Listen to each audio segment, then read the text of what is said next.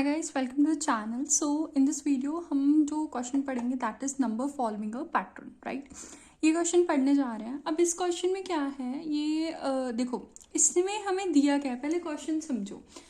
D मतलब decreasing order, आई मतलब increasing order. जो क्वेश्चन में कहा गया है कि नंबर जो है वो सेम नहीं होना चाहिए, ठीक है, सेम नहीं होना चाहिए। एंड सेकेंड चीज जो उसने बोली है कि तुम्हारा जो है मिनिमम नंबर बनना चाहिए, ठीक है, जो भी वैल्यू है।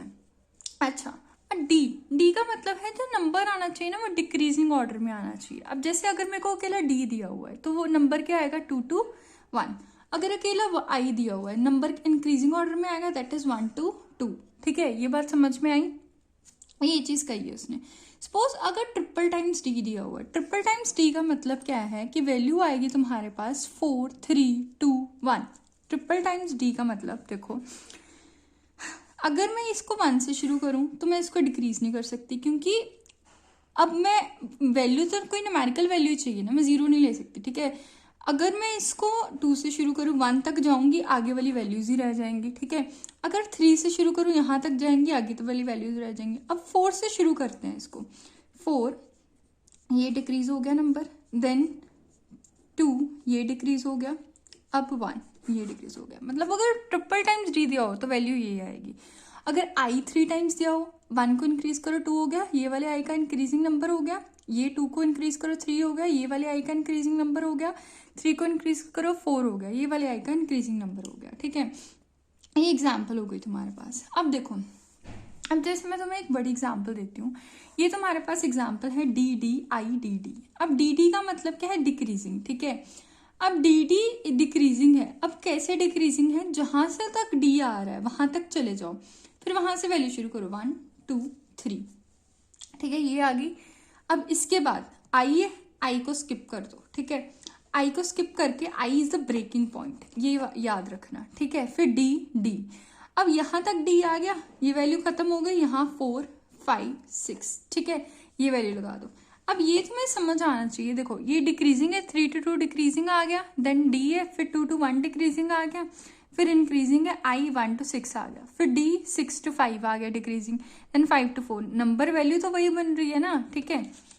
अब जैसे ये दिया हुआ है तुम्हारे पास D I D D I D I, मैं लिख देती हूँ एक बारी, D I D D I D I, ये चीज है तुम्हारे पास, ठीक है। अब ये अगर वैल्यू तुम्हें चाहिए, अब तुम क्या करोगे, डिक्रीजिंग है, आगे चले जाओ, 1 2 आ गया, पीछे से वैल्यू शुरू करी, ये तुम्हारा ब्रेकिंग पॉइंट है, इसको तुम्हें हाथ नहीं लगाना, ठीक है। अब आगे जाओ, अब यहाँ पे क्या था, 2 था, यहाँ पे आ गया 3, ठीक है, देन तुम्हारे पास 4 फिर 5, ठीक है। अब ये ब्रेकिंग वैल्यू है, 5 थी, अब आ गया 6 और 7, ये ब्रेकिंग वैल्यू है, यहाँ पे आ गई 8। तो यही वैल्यू बन रही है जो हमने मेंशन की थी, ठीक है। आई होप तुम्हें क्लैरिटी मिली होगी। अब इसको करना कैसे है वो मैं तुम्हें समझाती हूँ। देखो जैसे कि पहले हमारा जो फर्स्ट मेथड है वो हम यूज करते हैं स्टैक वाला, ठीक है, कि हम स्टैक कैसे यूज करेंगे इस मेथड में, राइट। अब इस मेथड में जो स्टैक यूज किया जाएगा, ये सेकंड मेथड है, स्टैक वाला मेथड इज दिस वन, ठीक है। अब जो तुम्हें वैल्यूज गिवन थी, जैसे मैंने तुम्हें ये वाली वैल्यूज बताई थी यहाँ, ठीक है, हम यहाँ पे लिख देते हैं D I D D I D, ठीक है, ये आ गई। अब देखो जैसे तुम्हें ये वैल्यूज गिवन है वैसे अगर हम करके देखें तो हमारे पास डी आ रहा था। जब भी डी तुम्हें मिले, देखो ये तुम्हारे पास पूरा कोड दिया हुआ है, हम ये कोड देखेंगे। हम क्या करेंगे, जब भी डी मिले तुम स्टैक में पुश करी जाओ वैल्यूज, ठीक है। वैल्यू शुरू कहाँ पे होगी, 1 से शुरू होगी, तो स्टैक में पुश कर दो 1, ओके, नम की वैल्यू को इंक्रीज कर दो, ठीक है। ये चीज हमने कर दी, ओके। अब आई मिला तो फिर से स्टैक में पुश कर दो, बट उसको बाहर भी लेके आओ, ठीक है। आंसर एक वेरिएबल है, उसमें इंसर्ट कर दो वो वैल्यू, मतलब क्या आ गई वैल्यू तुम्हारे पास 1 और डिक्रीजिंग है, सॉरी 2 और 1, ठीक है। तो ये चीज आ गई, स्टैक में ऊपर से आएगा ना, तो आंसर वेरिएबल में ये चीज स्टोर हो गई जाके, क्लियर है। अब फिर से डी आया, अब तुम्हारी स्टैक खाली हो गई थी, अब क्या जाएगा इसके अंदर, अब तुम्हारे पास जाएगा, देखो जो तुम्हारी सॉरी यहाँ पे भी इंक्रीमेंट हुआ था ना, तो ये भी अंदर जाएगा, क्योंकि देखो यहाँ पे क्या था तुम्हारे पास, डी दिया तो नम पुश करना है, नम प्लस प्लस। अब क्या करना है, अब तुम्हारे पास ये नम की वैल्यू 3 थी, अब ये पुश कर दो, जब आई तुम्हें मिला, आई एनकाउंटर हुआ, ये पुश कर दो और नम की वैल्यू इंक्रीज करो, दैट इज 4। ठीक है, ये चीज आ गई तुम्हारे पास। अब अगली वैल्यू, अब आगे तुम्हारे पास क्या है, डी, अब 4 पुश कर दो और उसको इंक्रीज कर दो। अब फिर से डी आया, 5 पुश कर दो और उसको इंक्रीज कर दो, क्योंकि डी जब मिले तो तुम्हें क्या करना है, बस यही चीज करनी है, पुश और इंक्रीज ही करना है। ठीक है, ये चीज हो गई तुम्हारे पास। ठीक है, और इसके बाद अगर मैं एक और डी रख लूं यहाँ पे, तो एक और पुश कर दो 6, और यहाँ क्या मिल गया, इंक्रीज कर दो 7। अब आई मिला, आई में क्या करना है, पुश करना है और इंक्रीज कर दो, और इसको सारे के स्टैक से बाहर ले जाओ और कहाँ पे लेके जाना है, आंसर वेरिएबल के अंदर। सो ये आ गया 7 6 5 4। ठीक है, ये चीज तुम्हारे पास आ गई। Is that okay? अब डी आया, अब फिर से डी मिला, 7 था ना वैल्यू, 7 की वैल्यू 8 हो गई। ठीक है, मतलब 7 की वैल्यू इंक्रीमेंट करके 8 हो गई थी, 8 पुश कर दो वैल्यू, अब इसको इंक्रीमेंट कर दो, क्या हो गई 9। एट लास्ट वो जो 9 वेरिएबल है, 9 वैल्यू है, उसको भी तुम स्टैक में पुश कर दो। ठीक है, पुश करने के बाद तुम्हारे पास ये जो वैल्यू है बाहर निकल जाएगी। ठीक है, तो ये आएगा 9 और 8 आंसर में, उसको आंसर वेरिएबल में उसको निकाल दो।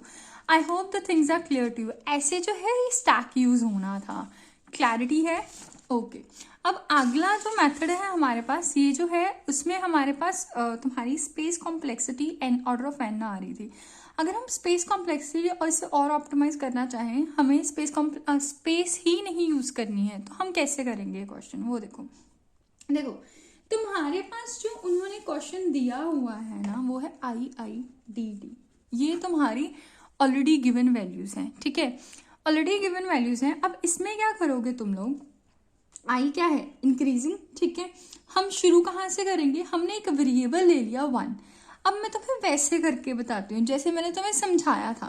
1 है, इंक्रीजिंग है, 1 लिख दिया, इंक्रीजिंग है, 1 से 2 गया, ये इंक्रीजिंग है, 1 से 3 गया। ठीक है, ये इंक्रीजिंग आता जाएगा। ओके, अब देखो, अब इसमें क्या दिया है, अब इसमें क्या है, तुम्हें आगे डी इनकाउंटर हो रहा है। जब भी आई फर्स्ट हो तब तो सीधा इंक्रीमेंट कर दो, जब मेरी वैल्यू आई दूसरी हो तो हमने क्या करना है, पीछे से वैल्यू लेनी है, ये हमारा ब्रेकिंग पॉइंट हो जाता है। ठीक है, पीछे से वैल्यू ली तो ये क्या आ गया तुम्हारे पास, यहाँ से पीछे ये क्या था, 0 1 2 3। ठीक है, ये वैल्यूज थी, हमें इसे इंक्रीजिंग बनाना है, बस इस वाले को क्या बनाना है, डिक्रीजिंग।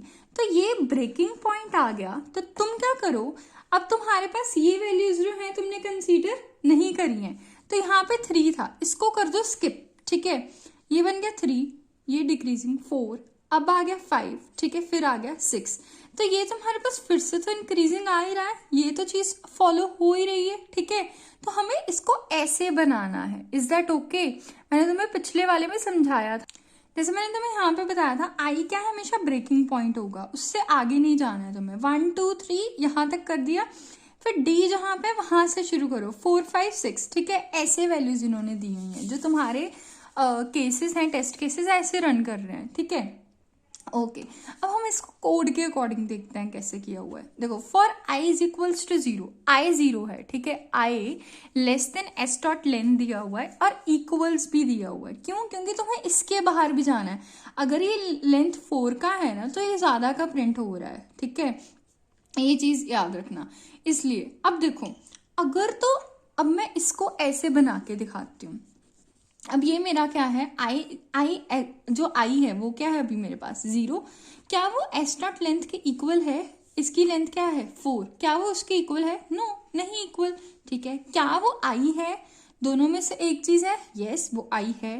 तो अब क्या करो, अब तुम्हारी ये चीज फॉलो होगी। क्या करेंगे वो लोग, फॉर इंट आई, जे क्या होगा, आई -1 कहाँ तक चलेगा, जे -1 तक, मतलब एक ही लूप चलेगी। ठीक है, और अरे j + 1 यानी कि तुम्हारे पास आ गया ये -1 + 1, जो क्या आ गया, अरे ऑफ 0। अरे ऑफ 0 क्या आ गया तुम्हारे पास, ये मतलब ये वाला इंडेक्स। ठीक है, ये वाला इंडेक्स क्या आ गया तुम्हारे पास, अरे ऑफ 0, 0 + 1, 1 से शुरू होनी थी ना, चेक हमने क्या लिया हुआ था, 1 लिया हुआ था, तो यहाँ पे क्या आ गया, 1 वैल्यू आ गई। हर चीज 1 से शुरू होगी, तो ये चीज याद रखना। ठीक है, अच्छा, अब ये क्या है, इफ एल्स में नहीं आएगी, ये इफ है, हमें ये भी एग्जीक्यूट करनी है। अभी हमारे पास j-1 था तो हमें ये एग्जीक्यूट करने की जरूरत नहीं है, ठीक है। ओके, अब आगे चलते हैं। आगे देखो, आगे हमारे पास i इज इक्वल्स टू क्या आएगा, i इक्वल्स टू आएगा 1। i इक्वल्स टू 1 में j-1 क्या आएगा, 0। सो j0 से लेके j-1 तक हमें वैल्यू एग्जीक्यूट करनी है। I hope the things are clear to you. अच्छा, अब क्या करना है, 0 है, array of 0 + 1 that is 1 is equals to, अब ये क्या है, 1 इंक्रीमेंट हो गया था, 0 + 2 इज इक्वल्स टू, ये क्या आ गया, 2 आ गया तुम्हारे पास, ठीक है, ये चीज हो गई क्लियर। अच्छा, अब उसने कहा है कि जब तुम्हारे पास j > 0 हो या फिर एंड i के इक्वल हो तो उस वैल्यू को ब्रेक कर दो। ये तुम्हारा बन गया ब्रेकिंग पॉइंट। अब तो है कुछ नहीं करना है इसमें।